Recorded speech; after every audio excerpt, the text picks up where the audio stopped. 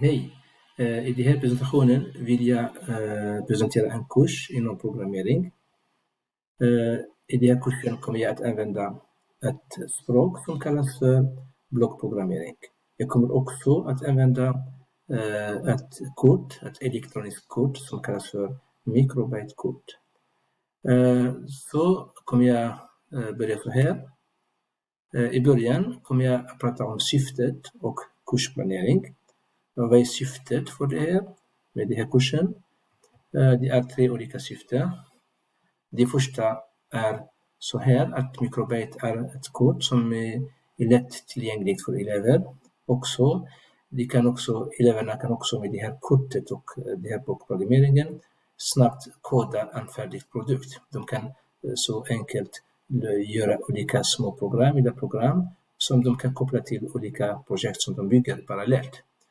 Ett annat syfte är också att det är lätt att göra synligt för elever de här olika tekniska lösningar och programmen som ligger bakom till exempel datorer, surfplattor, mobiler och så vidare. Och ett annat syfte är att det är också lätt med hjälp av det här kortet att göra synligt också eller att lära ut för elever om det här styr- och regelsystem. Så med syften och sen kommer jag att prata hur ser ut planeringen. I den här planeringen det ska delas upp i 10 olika delar.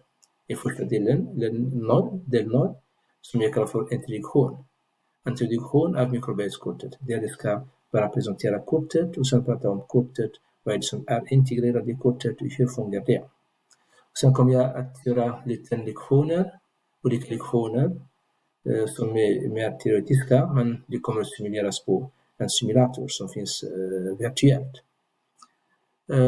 De här lektionerna, det ska vara första lektion är grundläggande och sen input, sen led och sen variabler. Lektion 4, lektion 5 det ska handla om logik, lektion 6 ska handla om loopar, lektion 7 ska handla om pins, sen lektion 8 det handlar om radiosignaler, eller hur vi skickar signaler via radio med det här kortet.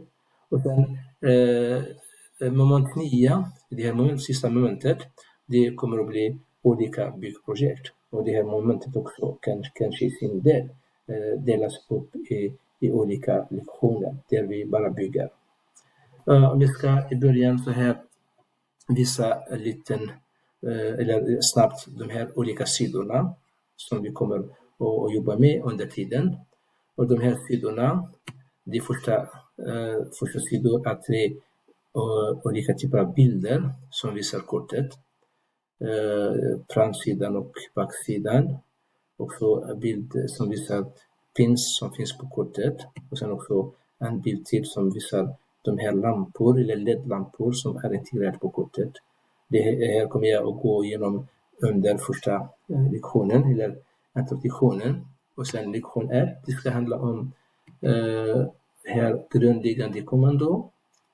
Och det här grundläggande kommando, det är de här blåa som är instruktioner som passar när vi ska till exempel visa någonting på skärmen av det här kortet. Och sen lektion 2, det ska handla om input där vi tittar på de här block och instruktioner som finns inne till input som vi kan använda när vi till exempel ska programmera knappar och så vidare. Och sen också lektion 3 kommer det att handla om LED. Det är små lampor som finns integrerade i kortet. Hur kan vi få dem att lysa på olika sätt med hjälp av de här instruktionerna, till exempel tänd, växla och släck och rita diagram och så vidare. Och sen lektion 4, det ska handla om variabler. Där vi ska skapa variabler och sen arbeta lite med variabler och kolla på vilka instruktioner som finns inuti variabler. Och sen lektion 5, det kommer att handla om logik. Just här i den här bilden visar jag det här gröna eller ljusgrönt som handlar om annars. Hur kan vi använda de här typerna av instruktioner och lite mer. Sen lektion 6, det ska handla om loopar. Hur kan vi skapa loopar? Olika typer av loopar. som är i den här delen. Och sen lektion 7, det ska handla om pins. Och lektion 8, vi ska testa hur kan vi skriva ut eller läsa in information från kortet till periferik via de här pins. Och sen lektion 9, det ska handla om radio, hur vi kan skicka ut signaler via radio. Sen ta emot också signaler via radio med de här korten. Och sen sista delen av den här kursen, det ska handla om praktiska konstruktioner. De här praktiska instruktioner kommer att delas i 6 olika delar. I det första kommer vi att bygga en miniräknare med 4 räknesätten. Vi kommer också sen att bygga ett tangentbord med olika bokstäver, med några bokstäver.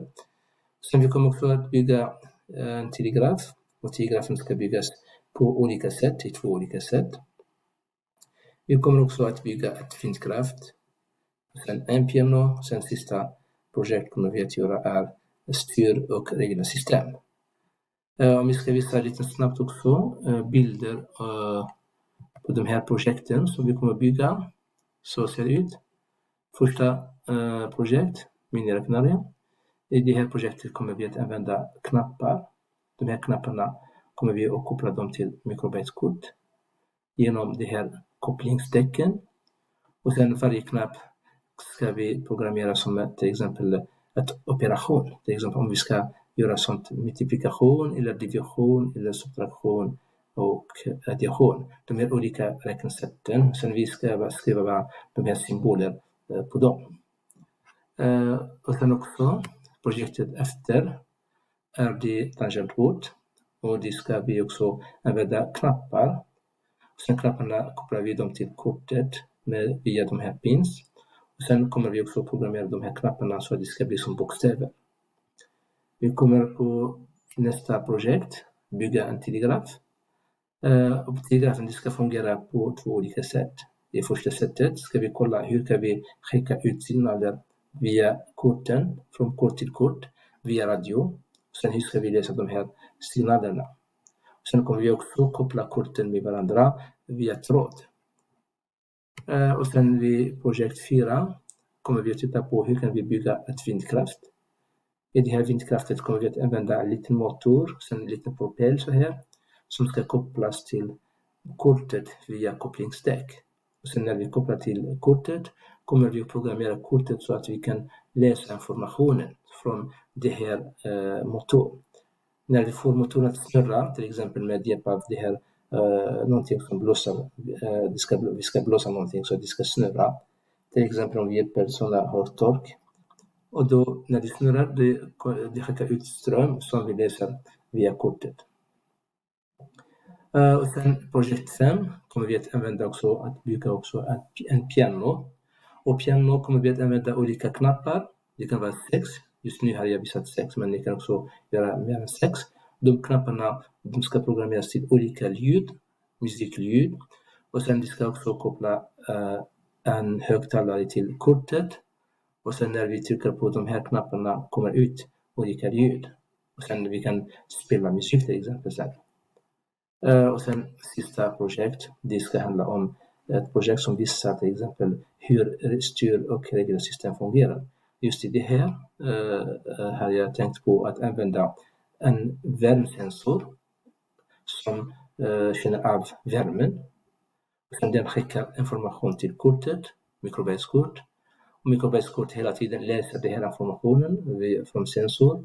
Sen när det får varmt, till exempel om det går över, om vi säger till 21 grader eller något som vi bestämmer, så kortet kommer i sin tur programmeras så det ska skicka en signal som gör att det här ventilationen ska fungera så att för att sänka värmen.